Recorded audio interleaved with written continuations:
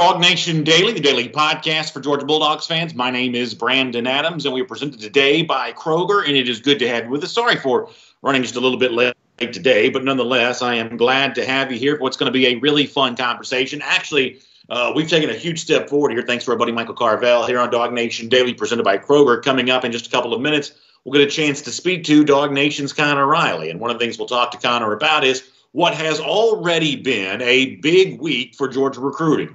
We talked about the commitment of four-star offensive lineman Micah Morris, a nice pickup for new offensive line coach Matt Luke, or is not quite so new anymore after having a chance to close out the 2020 recruiting cycle and be the on-field coach during the Sugar Bowl, but nonetheless doing great work already for the class of 2021. Not to be outdone by that, Georgia picks up a running back commit yesterday, Lavoisier Carroll, a four-star running back from Warren County who plays high school football at IMG Academy. Another nice pickup here for UGA to go along with what has been a really nice streak of good news for Georgia when it comes to its 2021 class here this week. And obviously, you'll celebrate this from the standpoint of, hey, it seems like it's really fun to be talking about these kinds of things with Georgia, big recruiting wins. Feels like old times. Feels like what we'd be doing in any typical spring. Obviously, that's made more poignant by the fact that we're also away from other sports right now because of the coronavirus lockdown. But if I could take this conversation for a moment another direction before you bring in Connor, because you're probably not surprised with one of the immediate angles that jumps out to me when I'm thinking about the commitment of Carroll, the commitment of Morris, when I'm thinking about the commitment of those guys. One of the things that jumps out to me is hard not to notice, as Jeff Sintel said when he joined our program yesterday, that Micah Morris had visited Florida something in the neighborhood of like 10 times already, which is a lot for a guy just now getting ready to begin his senior season. Lavoisier Carroll is at IMG Academy right now. That's a program that Florida has tried to make an emphasis, tried to put a point on, but thus far that has not really worked out all that well. I think for Georgia fans who continue to look for these examples, the program has a nice lead over Florida, a gap between these two programs, no matter what Gators fans may try to tell you about that, certainly seems like there is still a substantial lead in the race for the elite recruits. And I still think on the field between these two teams, and if you're looking for the big takeaway from the Carroll news, the Morris news, that to me is what it's all about. I'll talk to Connor Riley about that in a moment. Before that, here on DawgNation Daily, presented by Kroger, let me give a huge shout out and a thanks to Kroger here for a moment, because they're your one-hop shop for everything going on for Easter right now. That means everything you need for Easter baskets or Easter egg hunts or whatever else you got going. You can save 50% off those things right now, like egg fillers, candy, dye kits. I know my family was dyeing some eggs yesterday already. We're getting ready for a great Easter celebration. There's no better way to get ready for that than when our friends at Kroger, they've always rolled out the red carpet for Easter. It's even more true for this upcoming year. So make sure you check out Kroger for all of that. Here on DawgNation Daily, presented by Kroger, we'll also take a lot of your comments on today's program as well. But it looks like Connor Riley's ready to go here. So let me bring in Connor on that. And Connor, I guess let me begin before we kind of get into a little bit more of the details with the two recruits themselves. Give me your thought when I said before that when you see Carroll at IMG Academy, when you see Morris at Camden County, which is closer to the Georgia coast, therefore closer to Gainesville than it is Athens, when you see Georgia swooping in to win with these commitments, if you're a Florida fan, hard not to see this as a pretty substantial L, is it not? I was wondering how long it was going to take you before turning this into a mark against the Gators. I believe Carroll had publicly named Florida as his leader at one point before his commitment. Now, Carroll is obviously from Warrenton, Georgia, so he does obviously have a lot of ties to the state of Georgia. But again, this is sort of the waters you choose to swim in when you bring in a guy like Tim Brewster and he starts talking about how we're going to lock down the state. Well, Georgia show that there's a lot of really good players in Georgia, and they can probably build a better recruiting class of just Georgia guys in this specific class than if they necessarily needed to go in and get a few of the top guys in Florida, which they can still certainly do.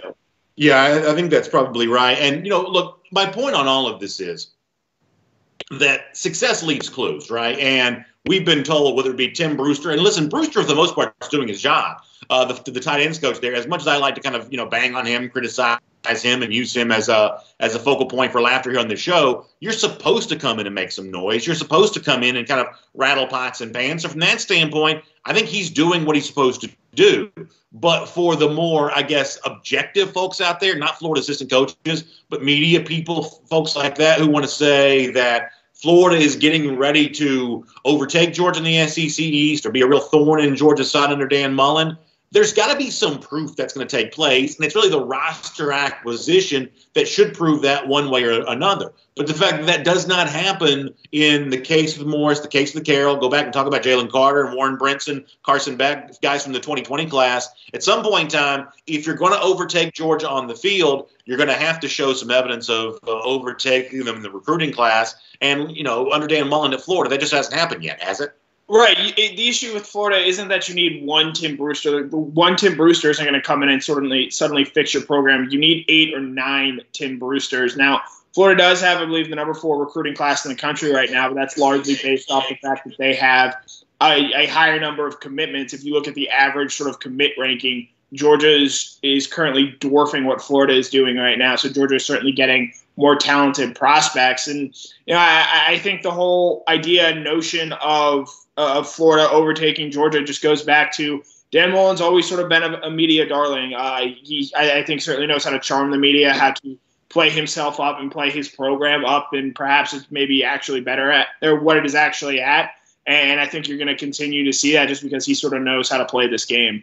Let's talk about the players themselves here for a moment, starting with the guy that most recently committed to Georgia. That's Lavoisier Carroll, the 4-star running back. I believe that running back's a pretty significant position of need for Georgia's 2021 class. Carroll looks like a pretty good prospect. Athletically, he can do a lot of different things. I know this is not the first running back we've necessarily talked about for the 2021 cycle, and it's not the only back we'll talk about as well. But what do you think of Carroll as a player? Yeah, I think Georgia can sign 5 straight 5-star running backs and still think running back's a pretty big position in need for Georgia. Carroll, he's a good player. He plays obviously for one of the best programs in the country in IMG Academy. I think with the running back position, Georgia is not done in the slightest. I think they've always wanted to sign 2 guys in this class, given that Zamir White and James Cook are both draft eligible after this season. And Carroll, you looking at how you might want to pair him. I know a lot of people bring up you need a Thunderback and a Lightning back. Jeff Santella on our Cover 4 Live made a really good point yesterday. Georgia just needs more dynamic playmakers at that running back position. I think, the difference between Georgia and Auburn last year, a big difference was Georgia had DeAndre Swift, who was able to do a lot of different things, whereas Auburn, didn't really have that one guy who could do everything well. They sort of had bits and pieces guys. So, Carroll, long-term, can he become a guy that can show off a diverse set of skill set? I think that's what Georgia is looking for now. And as far as a guy to pair him with, I think the 2 names that really come to mind is first Donovan Edwards out of Michigan, 4-star running back, I believe the number 4 overall running back in the 247 composite rankings. And then another local guy, Cody Brown out of Parkview, who dominated 7A football this past year in Georgia. I believe Touchdown of Atlanta named him the best junior in the state of Georgia last year. So Georgia gets a really good player in Lavoisier Carroll, but they're, as Richard LeCounte and as David Daniel is now saying, they are not done yet at that position. I want to remind you that you're watching DawgNation Daily presented by Kroger. I think we're having a little bit of an issue on YouTube right now, but for those of you on Facebook, we appreciate you being here and being a part of what we're doing, and hope you'll check out Kroger as you head towards Easter weekend. Don't forget, Kroger's also got special hours for Easter Sunday there as well. Open from 8 a.m. to 5 p.m. on Easter Sunday for that last-minute shopping you might need to do, or just get ready for the upcoming week. Pharmacy hours as well from 11 a.m. to 5 p.m. That comes up on Sunday, Easter Sunday there at Kroger, so they're still taking care of you on the holiday. And I'll give another shout-out to my friends at Kroger on this. I've just been blown away, amazed by the level of hygiene that Kroger has instituted with all of its stores. And the folks that are working so hard to do that, I told you the story the other day, like I got my items in my hand, I go to sit them down. They stop me before I do and say, would you mind waiting? And they're wiping down the conveyor belt in between every customer. The shelves themselves are super clean. You can just smell the cleanliness on all the items. So it's obviously kind of a harrowing time, and we're nervous about our health and everything else. And Kroger's doing its part, whether it be extended hours or a little bit of an alteration to hours. They're doing their part to make sure all of this is as comfortable of a shopping experience as possible. And at my Kroger, the shelves have been really stocked. The whole thing's been really good and a really nice thing to be a part of. Connor, good stuff from you on that. Let me transition to Michael Morris here for a moment. I don't know if you and I have had a chance to talk about Morris yet. I did talk to Jeff about this yesterday.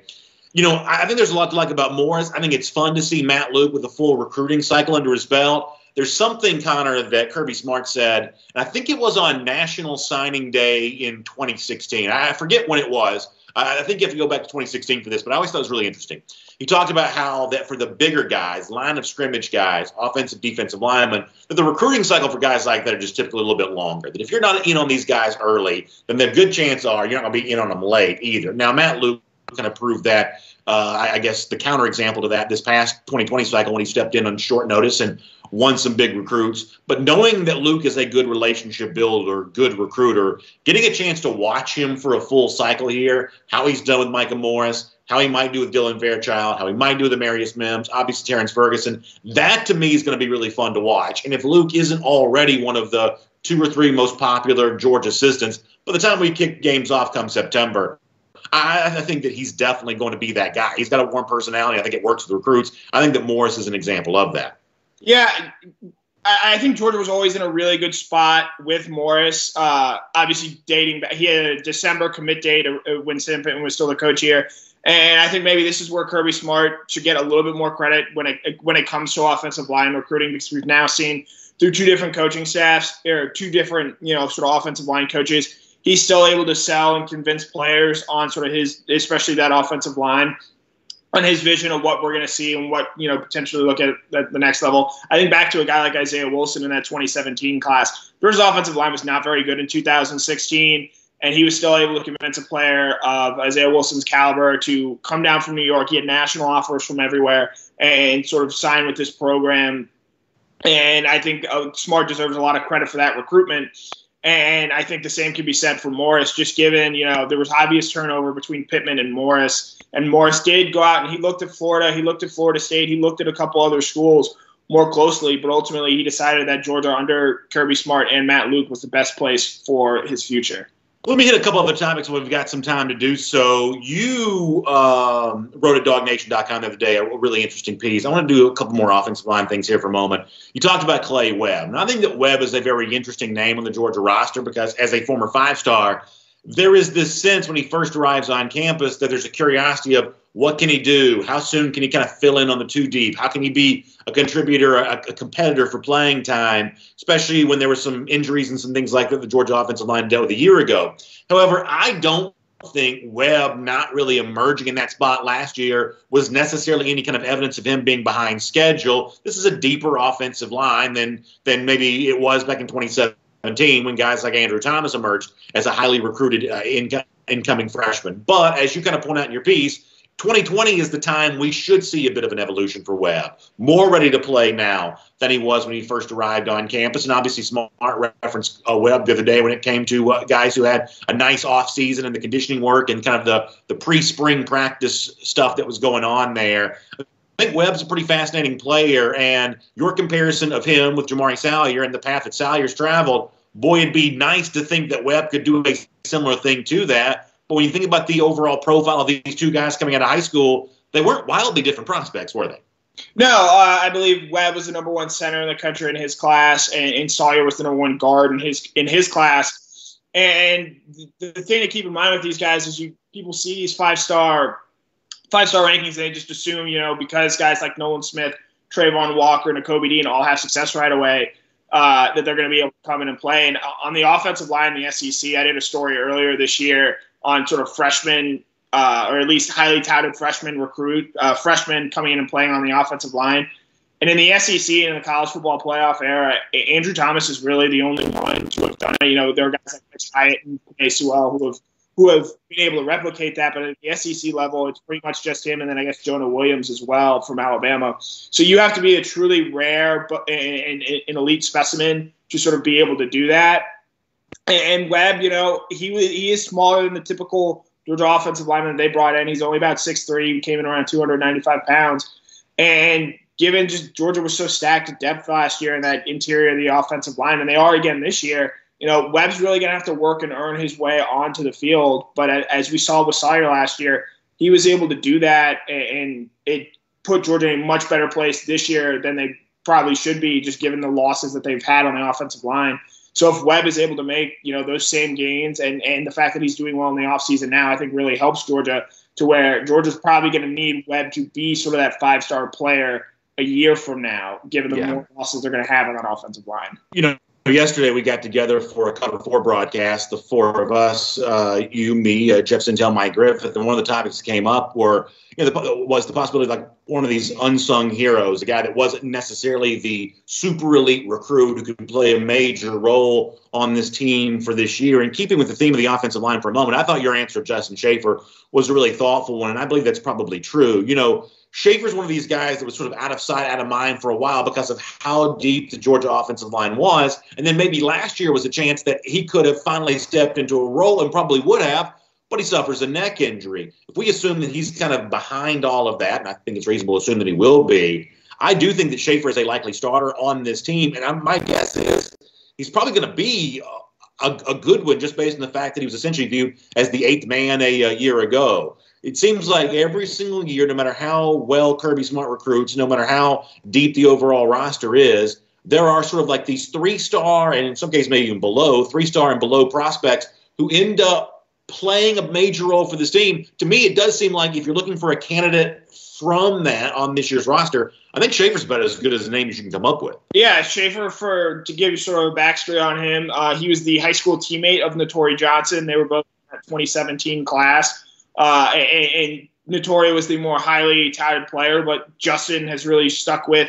this offensive line route, and he's progressed and gotten better every year, and to the point where he started the Tennessee game last year, I believe, and he played very well in that game, and then unfortunately he suffers the neck injury. But he's a guy Kirby Smart mentioned specifically by name as a guy who's emerged, I think, as a leader for this offensive line group. He's a guy who's clearly been around the block, and I think whoever ends up being that left tackle for Georgia, I think Schaefer is going to be a very valuable asset to whoever that guy is, because he's played real game reps next to Andrew Thomas. He sort of played in a couple big SEC games. He knows sort of what he's looking at and what he's sort of has to do there. And I think him getting a more expanded role, sort of like we saw with Tate Crowder last year, I think he's going to be ready for that and might deliver a similar performance to what Crowder was able to give. Jennifer Caldwell Sperlin says, I'm wearing earrings right now because of the headphones I have in. Jennifer, thanks for noticing. I am growing a beard. My hair's getting very much longer, but I'm going to stop short of that fashion statement right now by going earrings. I don't think I'm much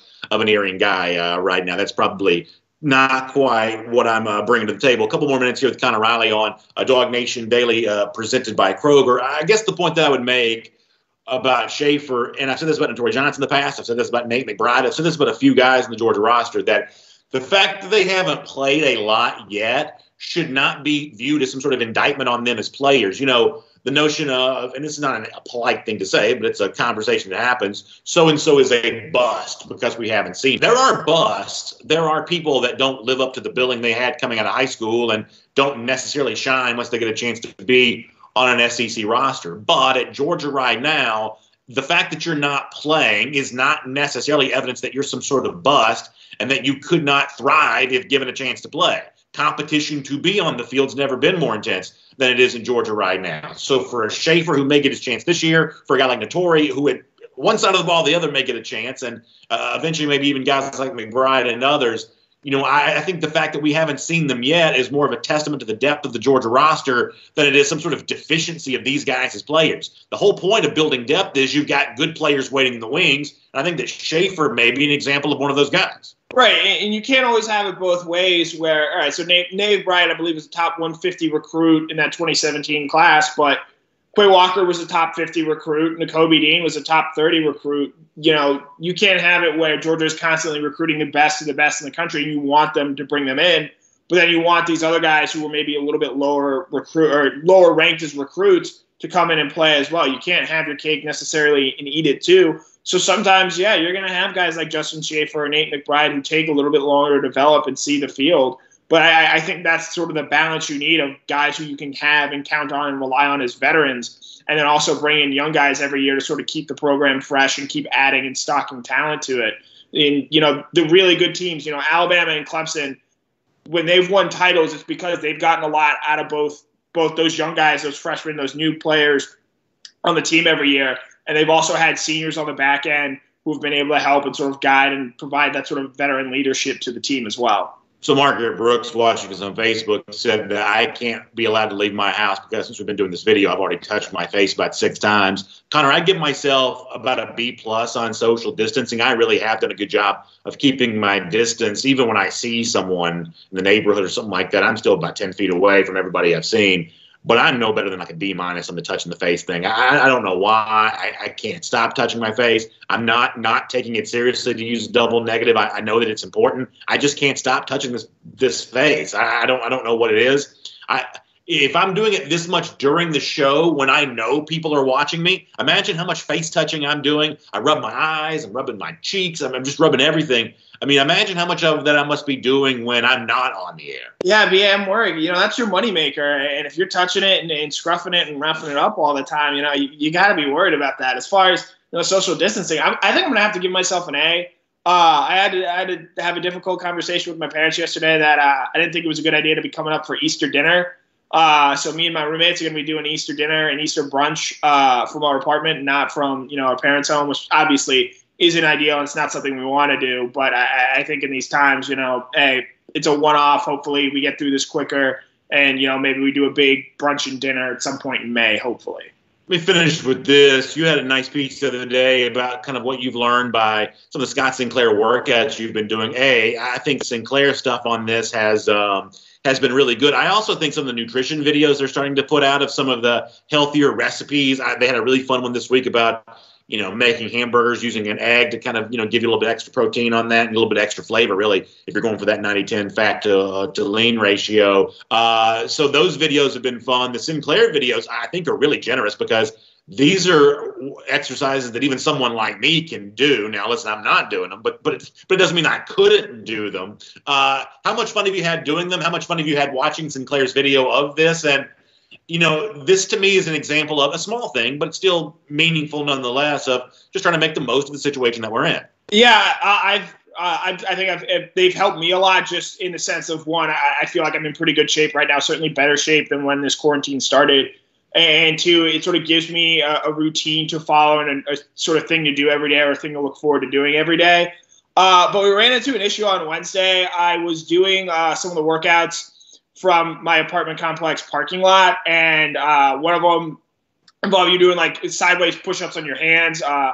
And I don't know how well you can see this, but I have pretty bad blisters on both my hands because of it. So when Coach Sinclair tells you want to use a field or some grassy area if you can, I would listen to him so that you don't end up like me with pretty significant blisters on both your hands. But it's still, as I wrote, I think the biggest thing is just it's a sense of it gives me, and I think the people who do it, a sense of routine, and that in these times where nothing really feels normal, I think that helps just as much as the actual physical activity. Well, speaking of routines, there's no better routine for me than checking on the great stuff that's DawgNation.com every single day. Connor, I know you've got some really fun stuff coming up this weekend, including a look at UGA's uniforms. Can't wait to experience all of that. We'll look forward to, whether it be podcast, video, or some form or fashion, catching up with you on DawgNation Daily, presented by Kroger, again next week as well. Yep. Thanks, BA.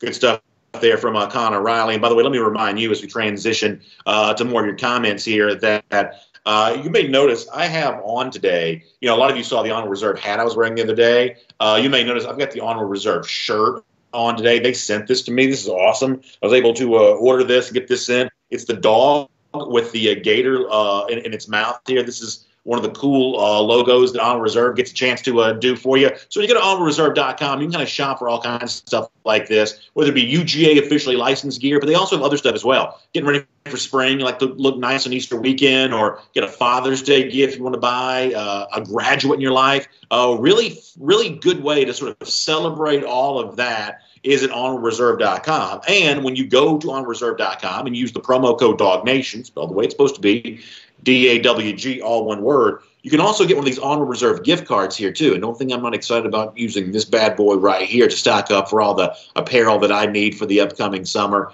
And when you use the promo code DawgNation, you get 25% off your gift card purchase. That means that a $100 gift card can be yours for just $75. You can kind of do the math on this. Great savings for a grad, a dad, anyone else in your life.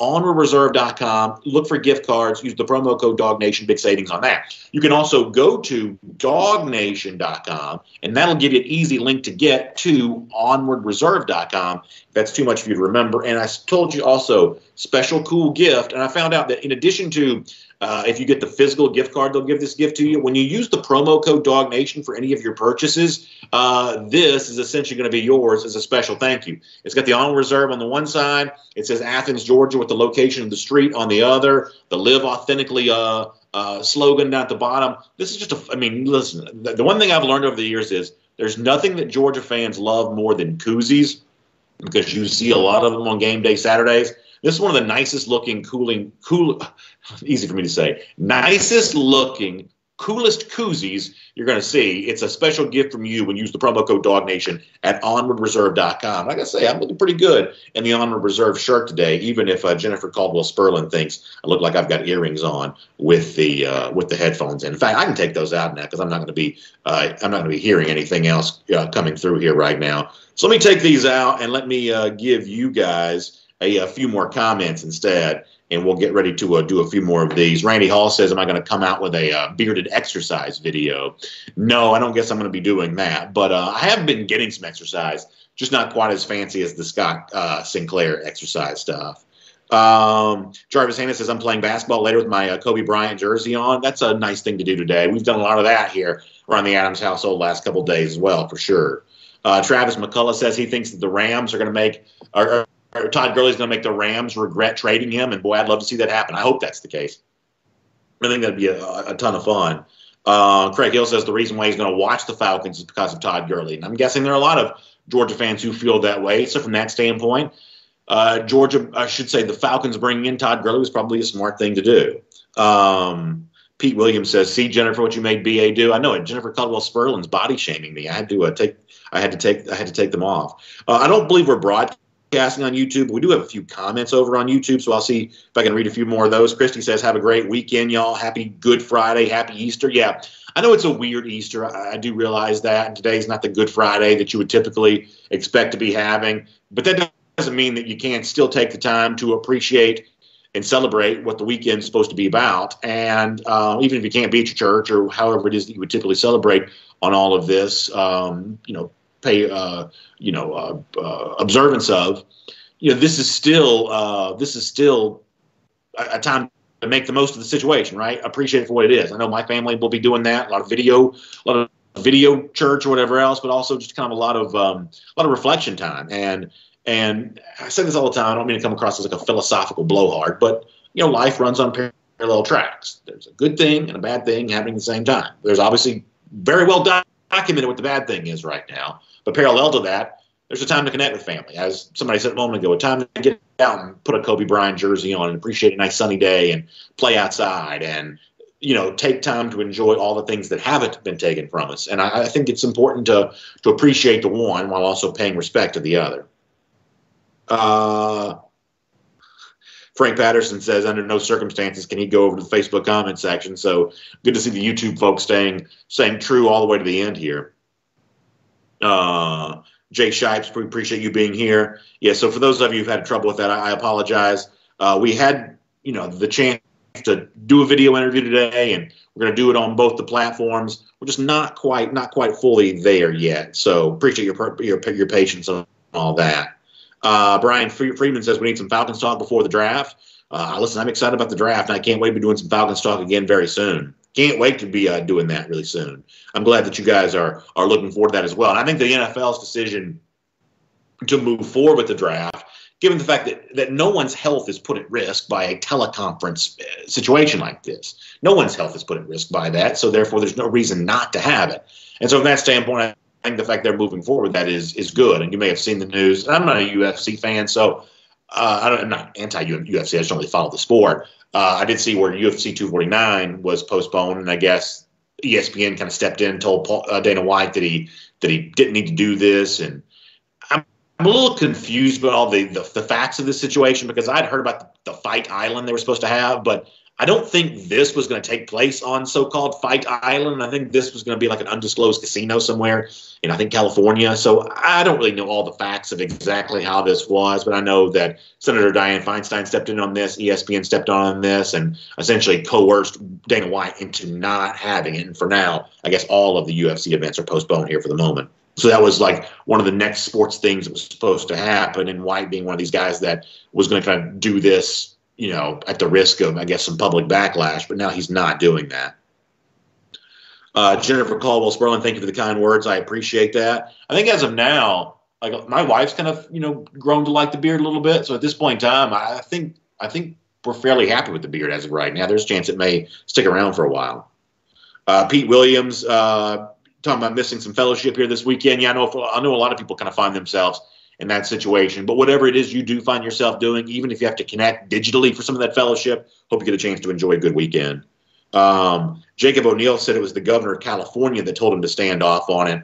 Well, certainly it would, be the governor who would be in charge of enforcing the stay-at-home order. The federal government can't give a stay-at-home order like that. But what I had seen on ESPN last night was Feinstein's letter. Maybe Gavin Newsom, the governor, also said something as well. If that's true, I missed that. As I said before, I've only halfway even followed that story. Quentin Truitt said it would have been nice to see Swift and his family walking up to that stage. That would have been a good thing to see, and we'll miss out on that. But a few of the Georgia guys have been invited to participate in the draft in kind of a virtual sense, which is kind of a nice thing all the way around. We're going to get ready to wrap up here for today. Let me say thank you to R.S. Andrews, typically providing the R.S. Andrews cool down to you.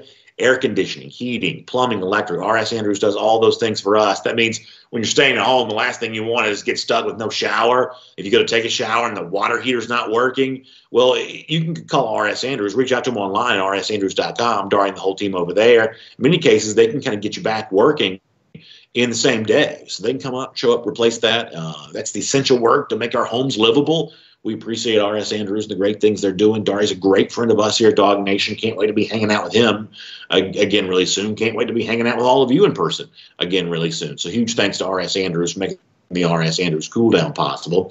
We're going to get ready to throw a podcast together. For those of you that are only on YouTube, if you missed part of the show today, check out the podcast. It's a great way to stay connected to DawgNation Daily presented by Kroger, and we'll keep tinkering, we'll keep working, we'll try to come back and do even better on Monday. Thank you for being here on DawgNation Daily presented by Kroger. Hope you have a great weekend, everybody, and happy Easter coming up on Sunday, and hope you find some family and some friends in some form or fashion to be with, and hope you make the most of the time. We'll talk to you Monday, everybody.